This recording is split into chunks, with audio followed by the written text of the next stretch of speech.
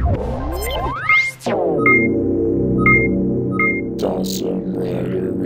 YouTube, Dawson Rider here with a review of S.H.Figuarts Shadow Moon from Kamen Rider Black. Otherwise, I like to call him overrated. I don't know. What's all the hubbub about Shadow Moon anyway? So let's take a look, to start with this review, let's take a look at the true star of this set. The thing that makes this figure worth the purchase, the box. This is one of, if not the coolest Figuarts box. It's done in like a shiny silver, which is really cool. I mean, I'm sure there's like box designs, like I guess O's is more creative, but in terms of like regular, like standard Figuarts boxes, this is definitely one of the coolest I've gotten. I mean, you can see how shiny it is, all along the front and on the sides here, and on the top, and no bottom. But shiny, really cool. Writing where it says Shadow Moon's in black. This is obviously his you know, silhouetted picture. And then here it says Kamen Rider Black, or the logo rather. And here it says on the side, Figuarts in green, Shadow Moon. Oh look, you can see my room in the back. That's lovely. Very reflective. So on the back you got some cool poses that you can get him in with his various weapons and such, as usual. And the numbers we need to call. But anyway, really cool box. It seems like a really cool like special edition version of the like standard original Figuarts box where it's all gray but it's shiny. And by special edition, I just mean the box. This isn't exclusive. It's a regular release. So, anyway, let's take a look at his exclusives, his accessories. He only comes with 2 extra sets of hands. These hands here for holding his weapons. And then these here, his kind of relaxed martial arts posed hands. And I need to cut my nails. Then you got his swords here. You got the shorter version, clear red plastic. It's clear, yeah, it's clear. Nice silver painted tip, and then the longer version here. You can see the size difference. And then this awesome one here, with its awesome gold handle, which is really cool. And there you go. So that's cool. So not a whole lot, but he basically comes with what he needs to. So let's take a look at the figure itself. Zoom in a little bit. So here we have Shadow Moon. He's an alright looking figure. Check out the head sculpt, it's pretty good. Some nice green compound eyes.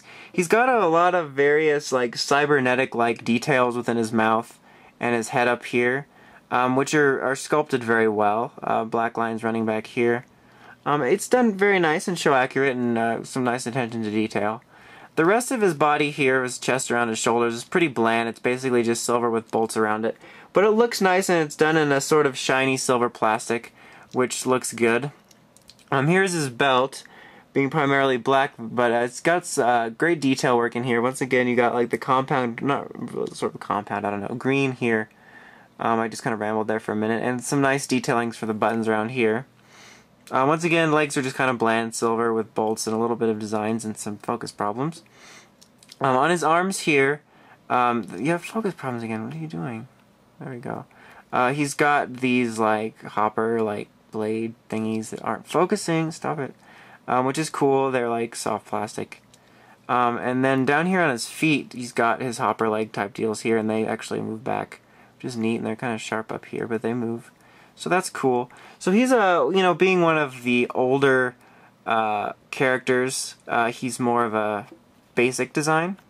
But articulation-wise, he's done very well, like all Figuarts. 360 ball joint here, swiveling up here, double elbow joint here, swiveling at the hand, chest movement up here, and then waist movement down here. Nice 360 ball joint movement on his neck and head. Move all the way around here. 360. Oh God, that's lovely. 360 ball joint here. Whoa, that is just lovely. That is a testament to what I'm going to say about this figure later. Man, what is this? Siren? Sting? Let's do the other leg for now, and then I'll fix that. So 360 ball joint here, swiveling, double knee joint, swiveling down here, and then of course the toe action. So standard articulation, and now something I was just going to mention was that this guy is loose.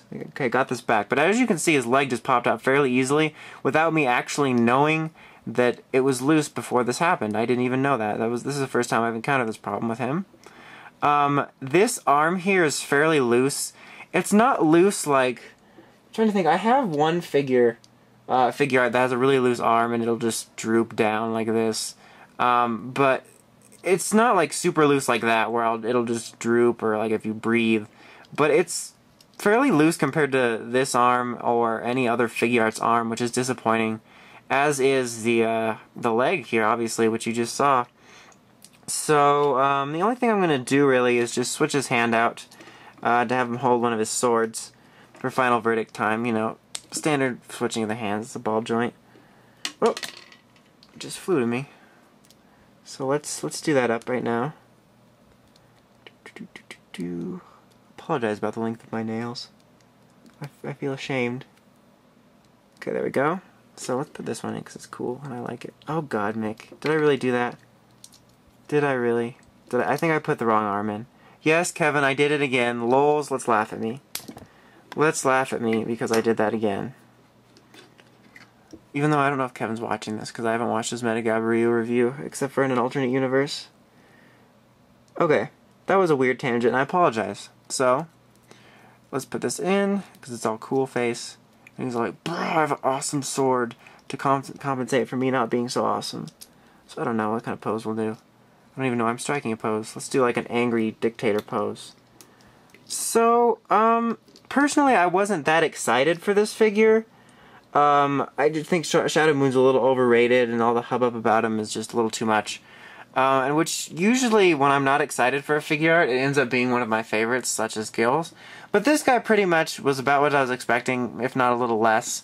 I mean, he's fairly bland, but you like with Black and Black RX, you can't fault him for that because that's his nature of his design. But he looks decent, but he just got some problems, like some unexpected problems I didn't like. I don't know what other people's are like. But mine, you know, having those loose joints is an issue for me. But if you like Shadow Moon, it's still probably, unless you get like a Project BM, which I don't know if there is one, the best representation of him. But he's just overall, he's a mediocre figure art for me. He's probably in the middle tier of my Figuarts collection. He's just kind of a meh figure. I mean, he's okay. His box is pretty much 10 times more awesome than he is, in my opinion at least. But he looks good, and if you have him standing next to Black and Black RX, he looks good next to them, and he's a good-looking figure. He just has some loose problems with mine, so I don't know about anybody else's, but I'd watch out for that. But he's overall, he's a solid, other than that, he's a solid figure art, so I only recommend him, like I said, if you're a huge fan. So anyway, until next time, make sure you check out WritersRangersandRambles.com for token news in the craziest way possible. And of course, while you're there, you can check out the Ram boards to discuss Shadow Moon if you want to. And don't forget to check out the crazy podcast that started it all. So thank you for watching, everybody, and if you're a Shadow Moon fan, I apologize if I seem down on him. So anyway, until next time, it's S.H.Figuarts.